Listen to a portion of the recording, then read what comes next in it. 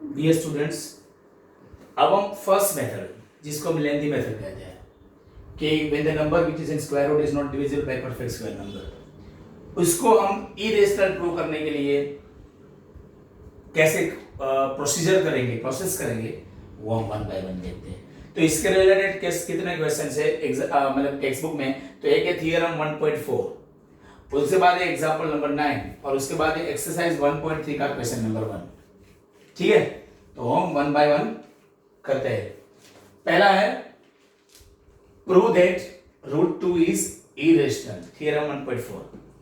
तो देखो हम यहां पे प्रूफ बाय कॉन्ट्राडिक्शन करेंगे। प्रूफ बाय कॉन्ट्राडिक्शन क्या होता है? पहले आप उल्टा सोच लो, ठीक है, कि ये इरेशनल प्रूव करना है तो आप सोच लो कि वो रेशनल है, ठीक है। उसके बाद जो हमारा फाइनली रिजल्ट आएगा वो ये बताएगा कि हमारा जो एजम्पशन था कि वो रेशनल है वो रॉन्ग है। तो वो हमारा एजम्पशन रॉन्ग था, मतलब रूट 2 रेशनल हमने एजम्पशन किया था, वो हमारा रॉन्ग हुआ। इसका मतलब क्या हुआ? रूट 2 इरेशनल हुआ, ठीक है। तो इसको हम कहते हैं प्रूफ बाय कॉन्ट्राडिक्शन, मतलब उल्टा सोच के आप फाइनली कंक्लूजन ऐसे पे आओ कि जहां पे जो आपका सोच था, मतलब जो एजम्पशन था, दैट वाज इनकरेक्ट, ठीक है। तो यहां पे हम ऐसे करेंगे। तो देखो पहले हमें प्रूव करना है, थ्योरम 1.4 बनवा रहा हूं, प्रूव करना है कि रूट 2 इज इरेशनल। तो हम पहले लेते हैं कि लेट रूट 2 इज रेशनल, ये रेशनल है। तो रेशनल है तो आपको पता है कि वो आप क्या लिख सकते हो, root 2 is equal to A by B form में लिख सकते हो, रेशनल हो तो। और ए एंड बी क्या है? Where A and B are positive prime number है,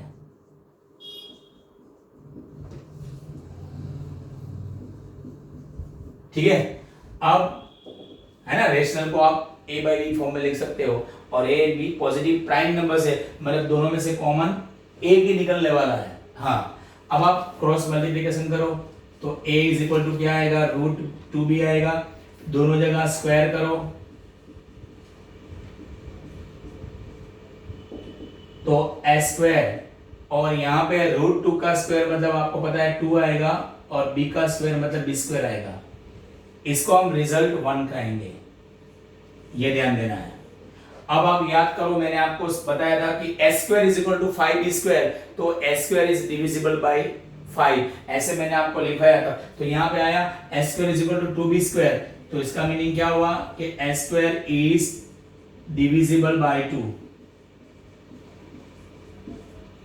अगर थ्योरम याद करो तो मैंने आपको बताया था यहां पे, क्या यहां पे बताया था थ्योरम 1.3 कि अगर s स्क्वायर है वो डिविजिबल बाय p है, p एक प्राइम नंबर है, ठीक है। तो यहां पे देखिए ये 2b प्राइम है, ठीक है, तो ये प्राइम नंबर है, तो a भी क्या होगा? p से डिवाइड होगा। तो यहां पे ध्यान दीजिए, यहां पे क्या हुआ? s square is divisible by 2, तो obviously a is divisible by 2।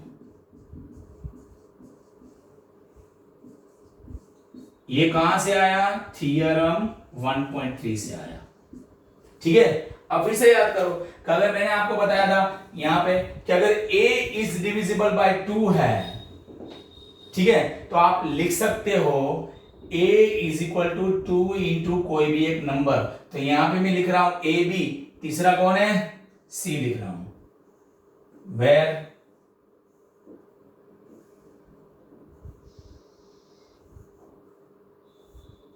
Is a positive number, ठीक है। प्राइम नंबर भी लिख सकते हो, जो भी हो, पॉजिटिव नंबर। अब ये लिख दिया, अब इसका हम क्या करेंगे? स्क्वायर भी करेंगे।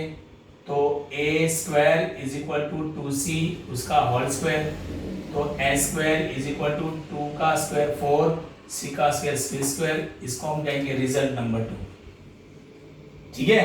अब रिजल्ट नंबर 2 और 1 देखिए लेफ्ट हैंड साइड सेम है तो राइट हैंड साइड सेम होगी। तो from results 1 and 2 we get 2b² is equal to 4c²। s² same है तो राइट साइड को इक्वेट कर सकते हो।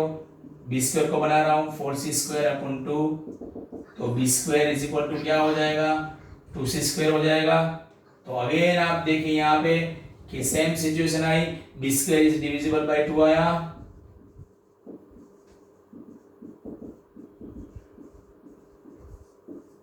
तो ऑब्वियसली थियरम 1.3 क्या बता रहा है, b² डिविजिबल बाय 2 है तो b भी डिविजिबल बाय 2 आएगा।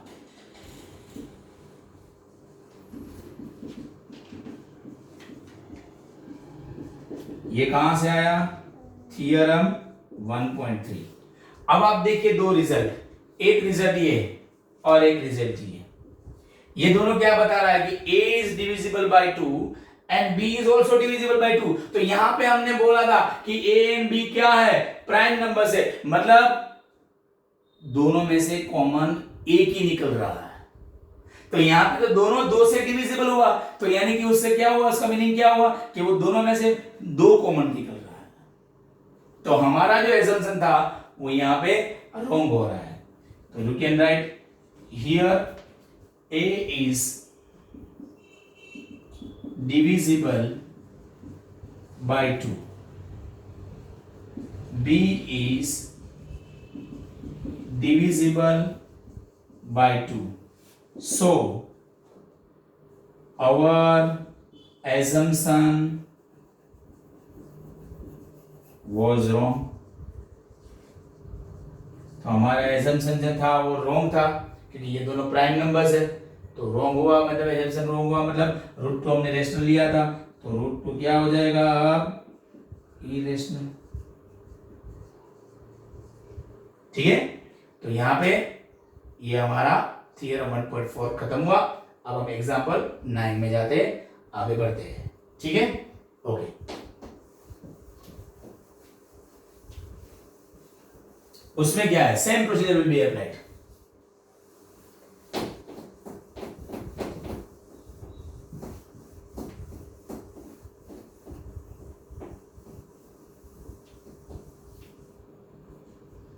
क्या दिया है, प्रूव दैट √3 इज इरेशनल, हमें ये प्रूव करना है। ठीक है, चलो तो हम एग्जांपल 9 में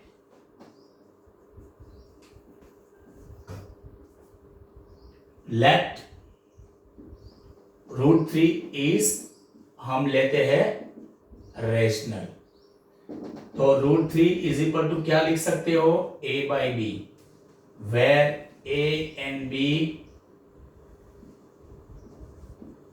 are positive prime numbers।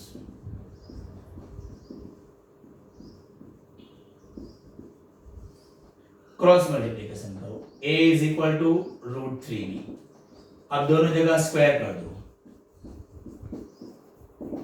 तो a² इज इक्वल टू √3 का स्क्वायर क्या होगा 3 होगा और b का स्क्वायर b² होगा, इसको हम रिजल्ट 1 कहेंगे।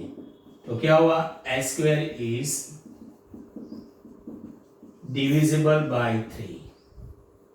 तो थियरम 1.3 याद करो, a² डिविजिबल बाय 3 है तो a भी क्या होगा डिविजिबल बाय 3।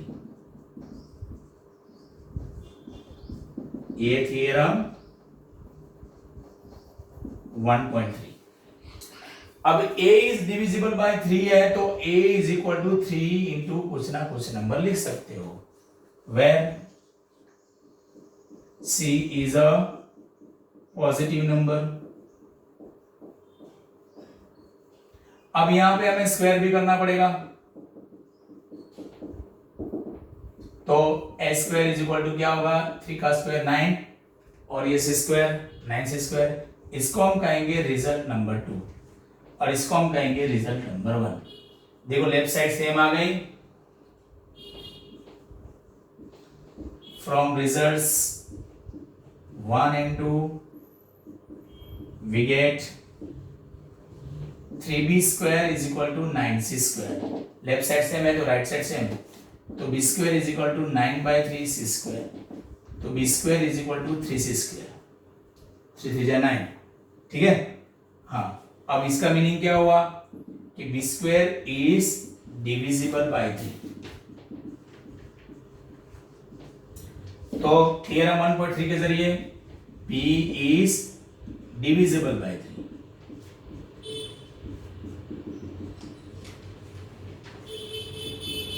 ठीक है, तो यहां पे देखिए a is divisible by 3, b is divisible by 3, तो मतलब हुआ दोनों प्राइम नहीं है, क्योंकि प्राइम में तो प्राइम का मीनिंग क्या होता है, दोनों एक से ही डिविजिबल होना चाहिए। ठीक है, तो यहां पे here a is divisible by 3, b is divisible by 3, so our assumption was wrong, तो √3 is irrational। हमने रेशनल assumption किया था, वो irrational हुआ। ठीक है, अब हम एक्सरसाइज 1.3 का क्वेश्चन नंबर 1 कर रहे हैं। उसमें क्या है कि प्रूव दैट √5 इज इरेशनल, यानी कि √5 को हमें इरेशनल प्रूव करना है। Same procedure will be applied. ये हर एक के लिए सेम प्रोसीजर यही है, लेंथी मेथड। ठीक है, ओके, तो चलो आगे बढ़ते हुए क्वेश्चन नंबर 1, एक्सरसाइज 1.3। तो लेट √5 इज रेशनल, तो √5 इज इक्वल टू क्या लेंगे, a and b, where a and b are positive prime numbers.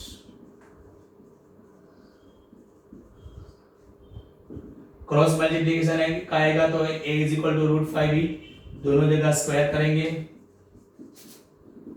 तो a square is equal to √5 का स्क्वायर 5 और b का स्क्वायर क्या आएगा, b स्क्वायर। इसको हम कहेंगे रिजल्ट नंबर 1। अब क्या होगा कि भाई a square is divisible by 5 होगा,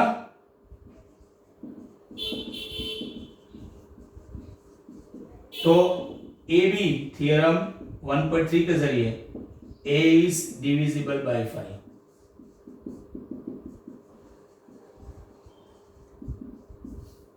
तो अगर a डिविजिबल बाय 5 है तो ऑब्वियसली आप क्या लिख सकते हो, a is equal to 5 into c, where c is a positive integers या पॉजिटिव नंबर लिख सकते हो। ठीक है, अब हम स्क्वायर करेंगे तो a square is equal to 5c whole square, तो a square is equal to 25c square आएगा। इसको हम कहेंगे रिजल्ट नंबर 2।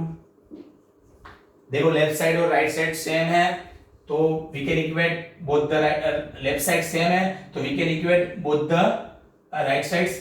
तो फ्रॉम रिजल्ट 1 and 2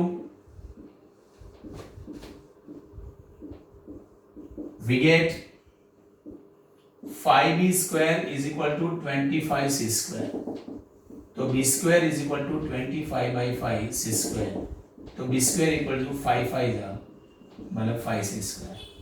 ये आया। तो इसका मीनिंग क्या हुआ कि b square है वो 5 से डिविजिबल है, तो उसका square root b is also divisible by 5। ठीक है, अब यहाँ पे देखिए ये कहां से आया, b स्क्वायर डिविजिबल बाय 5 है तो b इज डिविजिबल, ये थ्योरम 1.3 के जरिए s square is divisible bye p, तो a is also divisible by b, तो ये थ्योरम 1.3 के जरिए आया। तो यहाँ पे देखिए a is also divisible by 5, b divisible by 5 है, तो दोनों प्राइम हो सकते हैं, नहीं हो सकते। तो here a is divisible by 5, b is divisible by 5, so our assumption was wrong। तो क्या लिख सकते हो, √5 is रेशनल लिया था, अब क्या आ जाएगा, इरेशनल। तो स्टूडेंट्स यहाँ पे हमारे फर्स्ट मेथड रिलेटेड सम खत्म हुए. In next video we will see second method.